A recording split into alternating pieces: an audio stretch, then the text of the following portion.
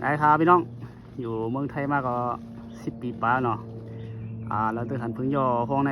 เป็นห้องกันจ้างสู้กันได้นะเลยหันถึงหนาวกันเนาะดีหมักห้องกันยาได้แค่ไหนนะไอ้ครับกูก็ของคันครับโอ้เมล์รวยๆอะไรอะไรมาเอาห้องมาได้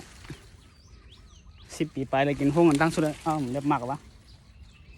ไปห้ามอะไรนะมีน้ำห่อเลยโอ้มีหัวน้ำหังพี่น้องวะนี่แหละครับพี่น้องไม่มีน้ำเลยมันจะไปหมดแล้วโอ้ตอนแรกดีใจนึกว่าจะได้กินน้ำพึ่งหลังแรกมีหัวน้ำครับพี่น้องตอนแรกมีอินครับอ่ะไม่หันหัวตอนแรกมีอินแอดมาเนี่ยฮะหลอนก็เดกำมุดแล้วนะน้ำผึกสดจากห้องจากห้างให้เนี่ยมันอะไรกินคือน้ำเนาะอยู่เมืองเขาได้ก็ได้กินนะการโจมมือจางโอ้บ่มใบมันกันจิ้มได้หยอดแต่ว่า ที่กว่าหมดแล้วจิเปิ้ล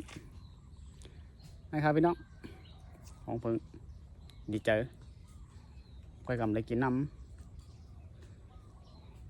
แล้วก็ได้หันเนาะได้หัน